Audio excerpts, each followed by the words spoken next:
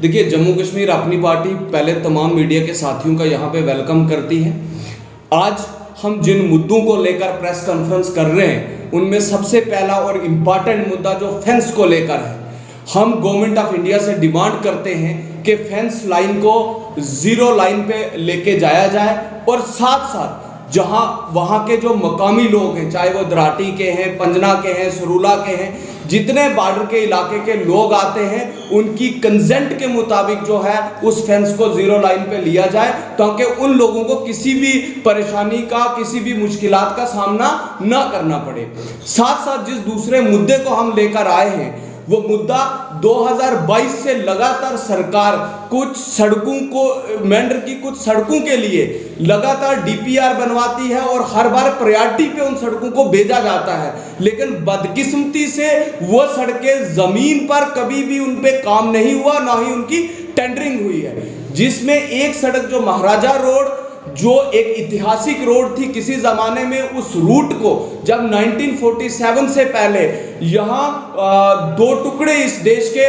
नहीं हुए थे, जब पाकिस्तान और हिंदुस्तान एक होता था तब उस रूट को इस्तेमाल किया जाता था। वो एक हिस्टोरिकल रोड है जिसे महाराजा रोड के नाम से जाना जाता है। उसका 2022 में भी डीपीआर जाती है, 2023 में भी जाती है, 2024 में भी जाती है, लेकिन बदकिस्मती से वो सड़क पे ना ही टेंडरिंग होती है, ना ही उसका काम कंप्लीट किया जाता है। उसके साथ साथ जो गवर्नमेंट मिडिल स्कूल बैरोट है जिसकी अपग्रेड कर दिया गया है, लेकिन सरकार ने उसमें क्लासेस नहीं शुरू की। हम commissioner secretary higher education department से मांग करते हैं कि वहां पे क्लासेस शुरू की जाए। उसके साथ साथ तीसरा जो बॉर्डर बेल्ट को लेकर बड़ा इशू है, हम चाहते हैं कि पूरे बॉर्डर के अंदर मोबाइल कनेक्टिविटी को शुरू किया जाए। साथ साथ बॉर्डर पे जितने गेट से, जहां से आम लोगों को परमिशन लेकर अंदर जाना पड़ता है, फेंस के अंदर जो हमारे इलाके पड़ते हैं, लेकिन बदकिस्मती से ये मामला पिछले 10-12 दिन से पीक पे आ रहा है। वहां पे जब आप बॉर्डर पे पहुंचते हो तो गेट पे जो लेडी पुलिस अधिकारी हैं वो 4 बजे के बाद अवेलेबल नहीं होती हैं, जबकि गेट 6 बजे तक खुला रहता है, जिसमें आम लोग या तो बाहर फेंस के अंदर आ सकते हैं या जा सकते हैं। लेकिन हम एसएसपी पुंछ से और डीजी साहब से ये अपील करते हैं, एक गेट की टाइमिंग को बढ़ाया जाए, 6 बजे से 8 बजे किया जाए और सुबह की टाइमिंग को भी बढ़ाया जाए, और साथ साथ जो वुमेन पुलिस कांस्टेबल है उसको वहां पर 8 बजे तक तैनात किया जाए ताकि हमारी माऊ बहनों को किसी किस्म की परेशानी ना हो। और साथ साथ जो एंटी नेशनल एलिमेंट इस दिक्कत की वजह से कोई ऐसा हादसा पेश आ सकता है, उस पे भी रोक लग जाए। अब ये पूरे मेंढर, बालाकोट और मनकोट, सबसे पहले हम बात करते हैं बालाकोट को पिछले 2 साल में जिस तरीके से पैसे सरकार से मिलने चाहिए थे वो पैसे नहीं मिले हैं। हम पूछते हैं डिस्ट्रिक्ट एडमिनिस्ट्रेशन से और एलजी एडमिनिस्ट्रेशन से कि बालाकोट के साथ सौतेली मां का सलूक करने का कारण क्या है। साथ साथ जिस तरीके से पूरे मेंढर में बिजली के कट लग रहे हैं और हम लोग यहाँ पे फ्लैट रेट के तहत जो है सरकार को बिल दे रहे हैं बिजली डिपार्टमेंट को, हम बिजली डिपार्टमेंट से मांग करते हैं कि ये कट, जो शेड्यूल्स कट पावर को लेकर है, ये कम किए जाएं। और जितने पिछले 2 महीने से जितनी देर, अगर 24 घंटे में 6 ही घंटे बिजली आई है तो हम 6 घंटे बिजली का बिल देंगे, ना कि 24 घंटे का बिल देंगे। अगर सरकार इस मामले में कोई कार्रवाई नहीं करती है, एलजी एडमिनिस्ट्रेशन इस मामले को या डिस्ट्रिक्ट एडमिनिस्ट्रेशन हल नहीं करती है, तो 1 महीने के बाद जम्मू कश्मीर अपनी पार्टी की मेंढर यूनिट पूरे मेंढर के अंदर एक इनकलाबी आंदोलन शुरू करेगी, जिसमें बड़ी तादाद में लोग जो है वो हर पंचायत से जुड़ेंगे। इस चीज की जिम्मेवार सरकार होगी। साथ साथ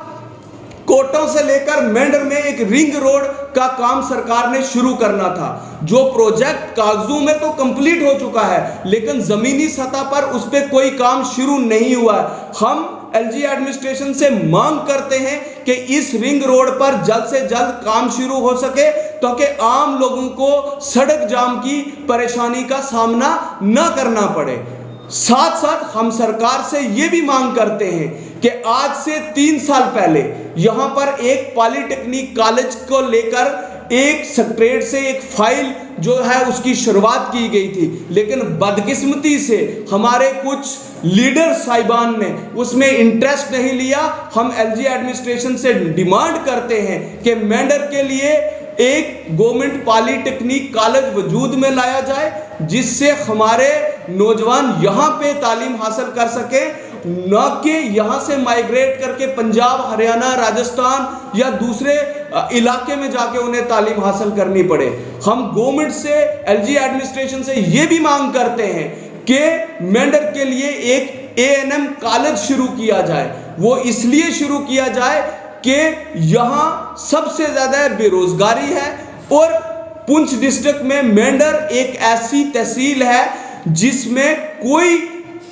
प्रोफेशनल कॉलेजेस नहीं है, जिसको लेकर हम सरकार से कहते हैं कि यहाँ पे जो 48 पैरामेडिकल कोर्सेज जो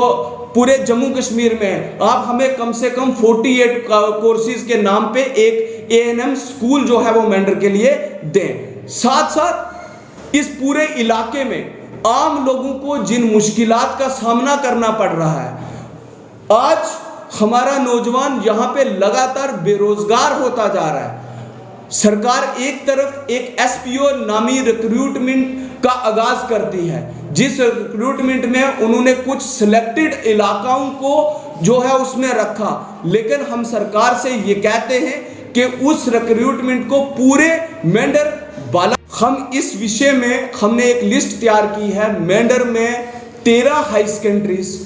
जो हैं उनमें शॉर्टेज ऑफ स्टाफ है। मिडिल स्कूल जो है वो 48 मिडिल स्कूल हैं जिनमें शॉर्टेज ऑफ स्टाफ है। हम इस मुद्दे को लेकर एलजी एडमिनिस्ट्रेशन से मिलेंगे और हम इनसे लगातार डिमांड कर रहे हैं कि पूरे जम्मू कश्मीर में जो शॉर्टेज ऑफ स्टाफ है इस कमी को पूरा किया जाए। साथ साथ हम ये भी कहते हैं कि जो गवर्नमेंट हॉस्पिटल मेंढर है इसको डिस्ट्रिक्ट हॉस्पिटल का दर्जा दिया जाए या इसको बॉर्डर स्पेशल हॉस्पिटल का दर्जा दिया जाए और इसमें हर बीमारी के इलाज के लिए स्पेशल बजट सरकार हमें दे, एलजी एडमिनिस्ट्रेशन दे, क्योंकि जब बॉर्डर पे गोली चलती है या तो सिविलियन यहाँ का रहने वाला या हमारा कोई फौजी शहीद होता है, उसकी जान ना जाए, उसको बचाने के लिए यहाँ के हॉस्पिटल को सब ग्रेड किया जाए, उसमें हर फैसिलिटीज जो है वो अवेलेबल कराई जाए।